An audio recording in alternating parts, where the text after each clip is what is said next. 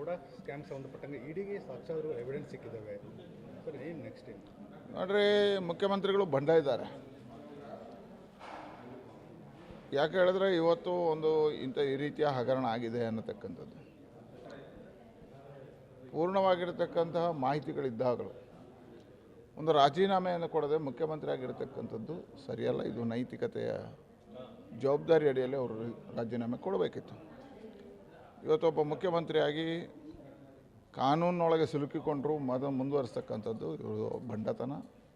ಇದನ್ನು ನಾವು ಖಂಡಿಸ್ತೀವಿ. ಸರಿ, ರಾಜ್ಯ ಬಿಜೆಪಿಯಲ್ಲಿ ಸಾಕಷ್ಟು ಬಣ ಬಡಿದಾಟಗಳ ಚೆನ್ನಾಗಿದೆ, ಎಲ್ಲಿ ಹೋಗ್ಬೋದು ಸರ್ ಈಗ? ನೋಡಿ, ಸಹಜವಾಗಿರ್ತಕ್ಕಂಥ ಅವರವರ ಅಭಿಪ್ರಾಯಗಳನ್ನು ತಿಳಿಸಿದ್ದಾರೆ. ಯಾಕೆ ನಮ್ಮ ರಾಷ್ಟ್ರೀಯ ನೇತೃತ್ವ ತಂಡ ಇದೆ, ಇದೆಲ್ಲವನ್ನು ಅವರು ಸರಿ ಮಾಡ್ತಾರೆ. ತರುಣ್ ಚೂಗ್ ಅವರಿಗೆ ಒಂದು ಡೀಟೇಲ್ ರಿಪೋರ್ಟ್ ಕೊಡಿ ಅಂತ ಹೇಳಿದ್ದಾರೆ ಈ ಡೆವಲಪ್ಮೆಂಟ್ ಬಗ್ಗೆ. ನೋಡಿ, ರಾಷ್ಟ್ರೀಯ ಪ್ರಧಾನ ಕಾರ್ಯದರ್ಶಿಗಳಾಗಿ ತರುಣ್ ಚುಗ್ ಅವರು ನಿನ್ನೆ ಸಂಘಟನಾ ಪರ್ವದ ಆಧಾರದಲ್ಲಿ ಬಂದ್ದಾರೆ. ಎಲ್ಲ ಮಾಹಿತಿಗಳನ್ನು ಸೇರಿಸ್ಕೊಂಡು ಮೇಲಿನವರಿಗೆ ಅದನ್ನು ತಿಳಿಸ್ತಾರೆ. ಸರ್, ಡ್ಯಾಮೇಜ್ ಕಂಟ್ರೋಲ್ ಆಗ್ಬೋದು ಸರ್?